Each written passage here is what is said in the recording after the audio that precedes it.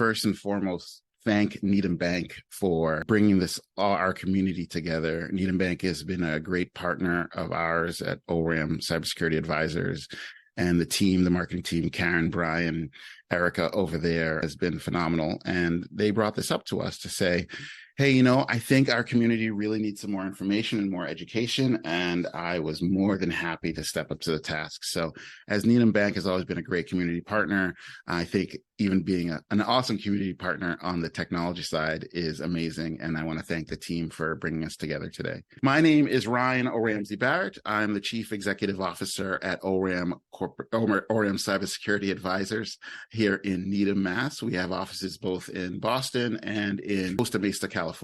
Our job here at ORAM is exactly this, to educate our business community, our individuals in what's going on out there in the technology world. Our goal is to reduce the security landscape or the security threat vectors for our partners. I want to make sure that the target that's on our back, A, that you are aware of the target that's out there, and B, we can, have technology to solve the issue so we can reduce that target basis so that we can live happy and have great lives going forward. Today, we're going to talk about debunking the dark web. And, that's an interesting, I was speaking with my wife about this last night, and she goes, Ryan, I didn't even know the dark web existed. So I'm going to try to educate everyone here on our lovely call to make sure that we know the dark web exists and what we can do about it. There we go.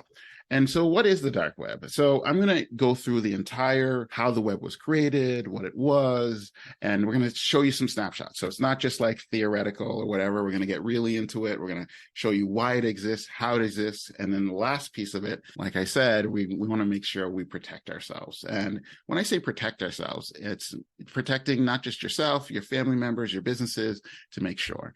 So let's jump in. I got a little video for you, and let's see. Hello, this is Sandy Patterson. Yes, Mr. Patterson, I'm Janine from the Fraud Protection Department of Identivolt Credit Monitoring Service. We're calling today because, unfortunately, it appears that someone has attempted to steal your identity. Are you kidding me? Gosh, I wish I were. We did catch this in time, however, but I do suggest you taking advantage of our free Total Protection Plan, which safeguards your credit rating against theft and fraud.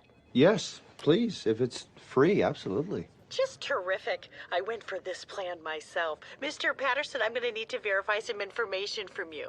I'm going to need your full name, date of birth, and social security number, please. Sure, understood. Here it comes. So one of the things that always amazes me about that clip, that is from a movie called Identity Thief. That was in 2013, that movie came out. So what I really look at in that environment is that the writers of that movie probably wrote that line in 2012 or 2011, 2012, before the movie, and then the movie was created. So if you think about this, we've been talking about this for over 10 to 12 years of identity thieves and the way they're doing it. Back then, they did it maybe over the phone, but we've still have this conversation. If you look at what Melissa McCarthy did in that, it was a little phishing, right? She was like, hey, there's something wrong with you, or there's something wrong with your account. Give me all of your information so I can verify your account. And if you take that same principle today, that's what's happening throughout the environment. And that information is being stored on the dark web. So I always love that example. So let's talk about what the dark web. Here's the iceberg of the internet. 4% of the world. That is, you're on Facebook, Yahoo, Instagram, and so forth. You are on social media throughout the entire world, and you think that, hey, this is the internet. The internet's great. Well, there's a couple pieces or layers, if you will. As you go down the thermal climate, you're looking at pieces like a lot of the corporate partners that we have on the phone, they are on the call today. They are shooting back and forth email, documents, Office 365, not just Gmail, but G Suite, all those like legal corporate information. We consider that the deep web. Think about when you go to the doctors and you say, oh, I need a prescription for something. And they electronically send that prescription over to not just your provider, but the pharmacy. That information is usually like flowed over the deep web. And then what we're talking about, the rest of it today, which would be the dark web, where you see encrypted sites, the Onion router, Tor browser to be able to access this dark web. So one of the things that I want to really reiterate here is that the dark web is not all bad. While, don't get me wrong, there are some drug trafficking, illegal activities on that site, but it's really what's created for anonymity. And one of the things that it does do, third world countries, when you're doing political protests or individuals that, are human rights violations, that they need to come together in a very anonymous way so that they can communicate and hopefully fight that injustice. They do that on the dark web because government-sponsored entities don't want them to communicate. And so they have to go there for an anonymity to be able to communicate back and forth. And how did the dark web get created? So obviously in around 1960, I think, what was it, Al Gore that said that he created the internet. But the government created ARPANET, but they needed to also communicate electronically and securely. So a group of websites that came together and wanted to be encrypted started around 2002. That's when the Tor router, Onion router, Tor browser, private browsing came into play. And now, so you have this group of people that are saying, hey, back in 2002, I want to communicate efficiently. But then they said, now that I'm communicating anonymously in 2009, I need to be able to move money around, because when I do financial transactions, I don't want someone else to know. So here comes cryptocurrency and Bitcoin. And when that was created, it was a blockchain format where I have a user that can give me encrypted money in a way that no one can see what it is, but it can be verified using a blockchain. And that's how cryptocurrency was created, not just for illicit activities, but to move money anonymously. A couple of bad websites were created, obviously, for illicit use of drugs and things like that.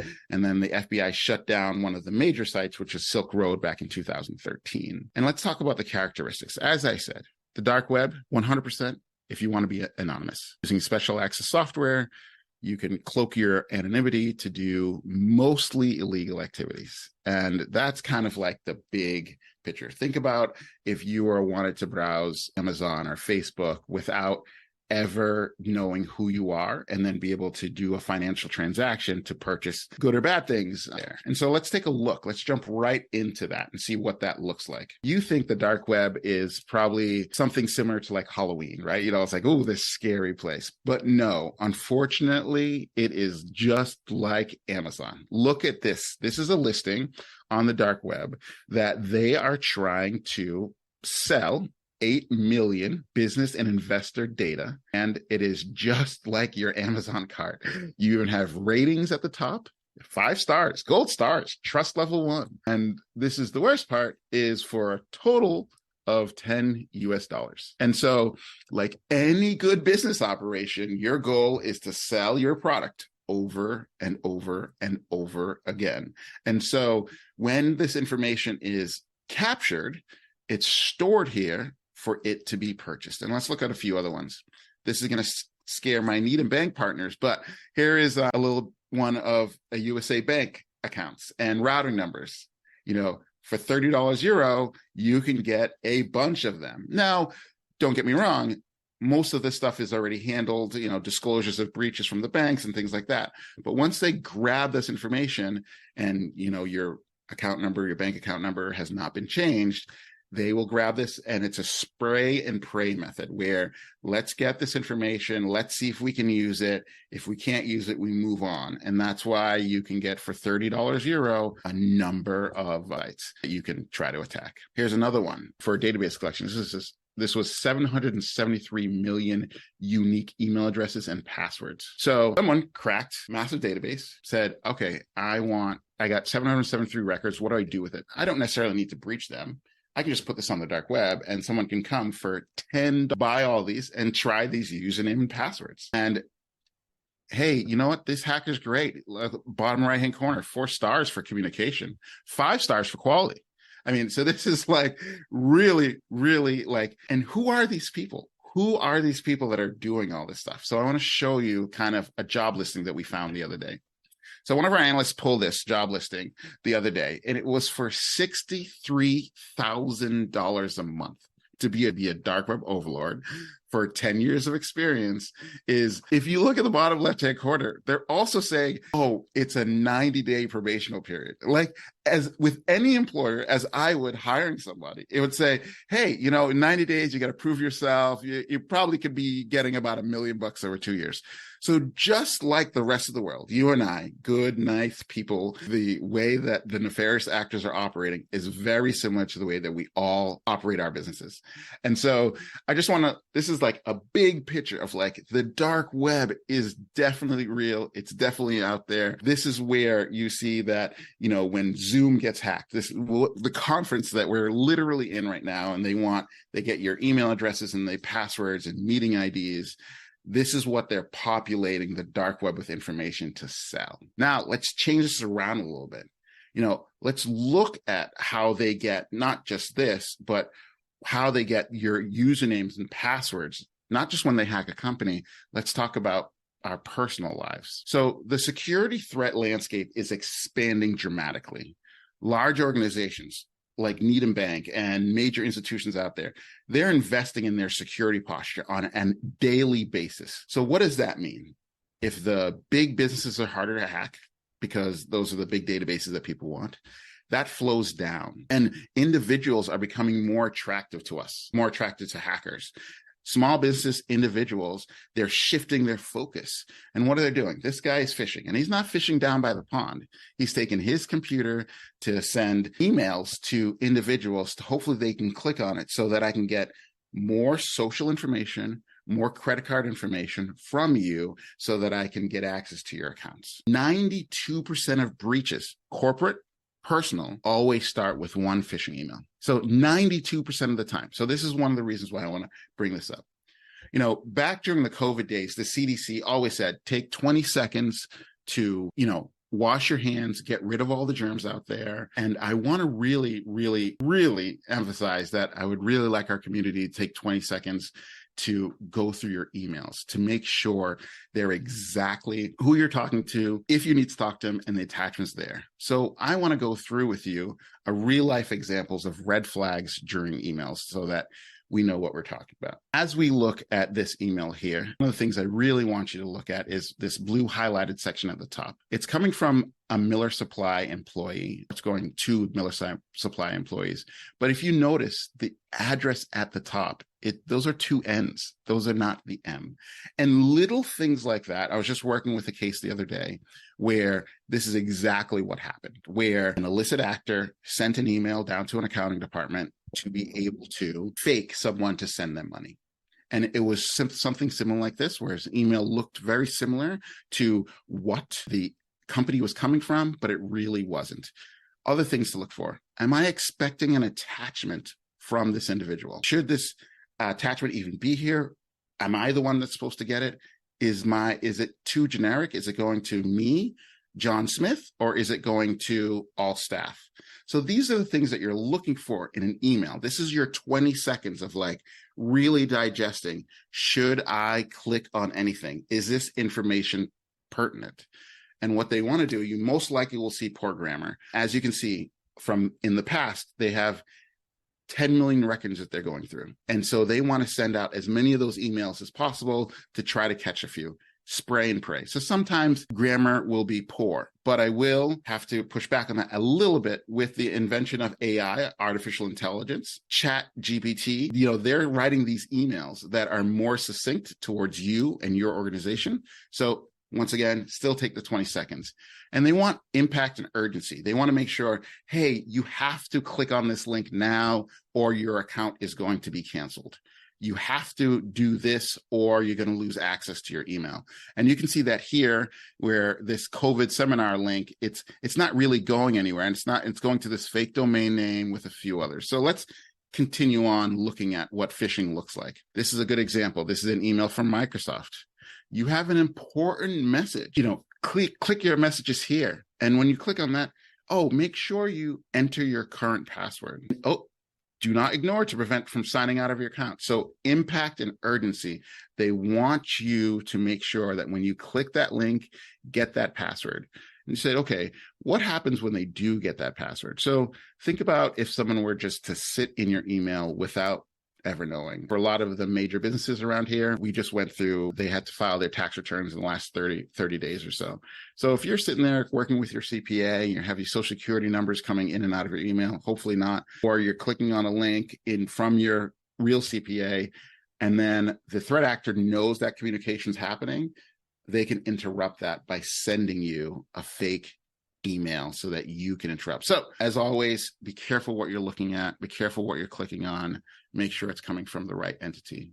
And when you click that link, let's see what that looks like. So as we see here, this is a eBay site. Is the left legit or is the right legit? So they look very similar. I could, if I were to glance on this, I would not know. The only way that I know immediately is by looking at the top URL bar, right at the top that's highlighting in red there. Instead of it being ebay.com, it's just ebay.html. So I know for a fact that when I went to this website, it is absolutely fake because it's not the real domain name. So if you're looking at links, if you're hovering over links in email to make sure it's legit, look for the domain name. On the right-hand side, you can see it's ebay.com with blah, blah, blah on the backside of it. Very, very important. On the left-hand side, it could be anything with just a skin that says eBay.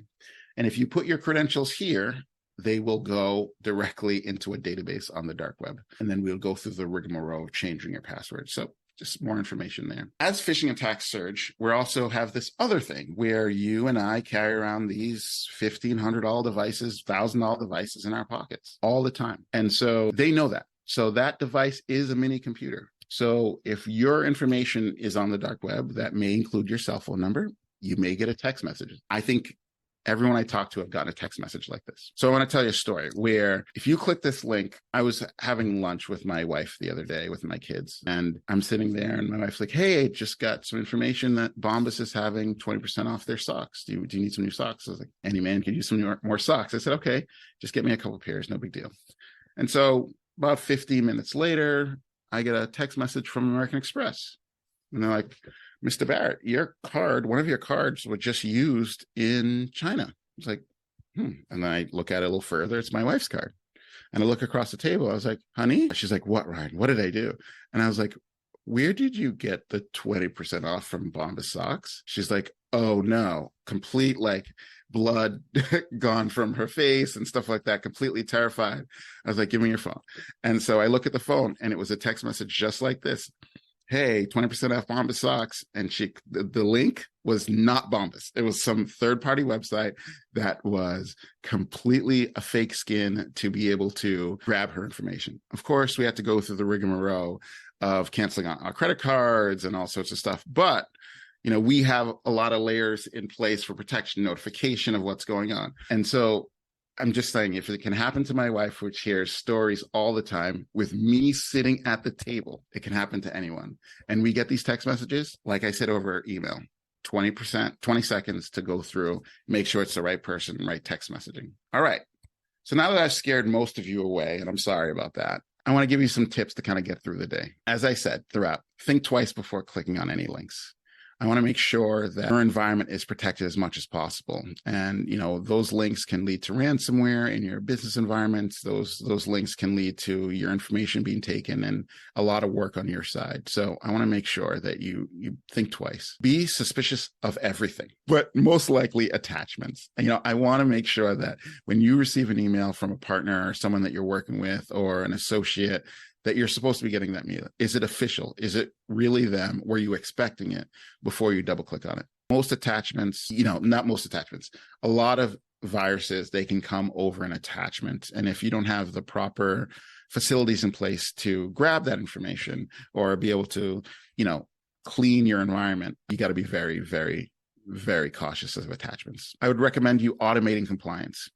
As what we do for our partners is we want to make sure that we are always checking the systems over and over again to make sure that the systems are compliant, they're up to date, they're doing what they need to do to make sure that we have a process around security in terms of web portals, firmware updates, things like that. Big piece, number 4, protect your passwords. I can't say this enough. We have to really, really be cautious. Those days of keeping your password on a sticky note below your keyboard, and I know some of you are probably laughing about that right now on this call, that is not acceptable anymore. I would really encourage a password manager. If you do not know what a password manager is, please feel free to reach out to us. We'll help you find one. I can give you that information now. We don't really love LastPass, but we do like Keeper Security.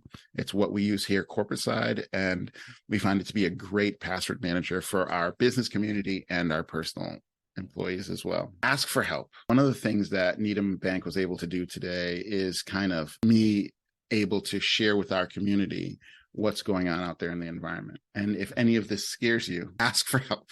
Because if it's like, oh my gosh, now I have to do this, this, and this, and this, don't drink water from a fire hose. There are professionals out there to be able to help you and be able to find your way along there. Thanks for jumping on the call, because right now, number 6 here, you're staying current with threats. So the threat landscape is ever expanding. And by you even having the wherewithal to jump on this call, that makes you stay current. And now you can educate your community in regards to what's going on out there. Keep an eye on the bad guys. So one of the things that you can do is you monitor the dark web, right? You want to say, oh, I want to know when they have my password. It's my favorite puppy *1, or whatever it is, right? So most credit monitoring agencies, you can sign up to say, hey, here's my email address.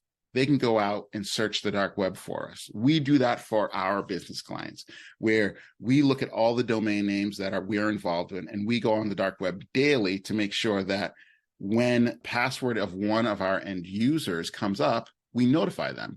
So as an individual, if you know that your password of my favorite puppy *1 is out there on the dark web, you as an individual would most likely change that password.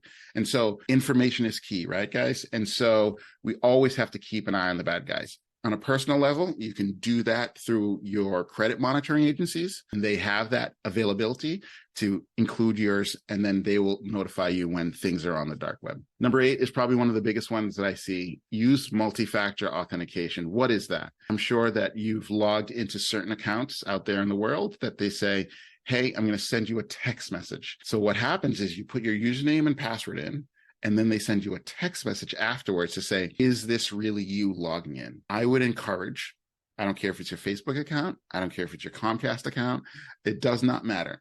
Verizon is very good too. Use multi-factor authentication in everywhere possible so that we can make sure it's you logging into the account. Last but not least, I love me some Panera Bread. I love me some Starbucks, but don't go to Starbucks sitting on a public Wi-Fi and do banking transactions. One of the things that they can do, I was just actually speaking with someone last night about this. He works for the FBI, and they walked in with a laptop, jumped on the public Wi-Fi for the Atlanta airport, and was able to take down and screen scrape so much information in an hour period of time that they were able to take down the entire wireless network for Atlanta, which is the largest airport in the United States. Sorry, the most busiest airport in the United States, or the world, I think, as well. But I'm saying that on strange networks, unencrypted networks, you don't know what lies out there. We've had reports where you may go to Starbucks, but you see a network while you're there called Starbuck,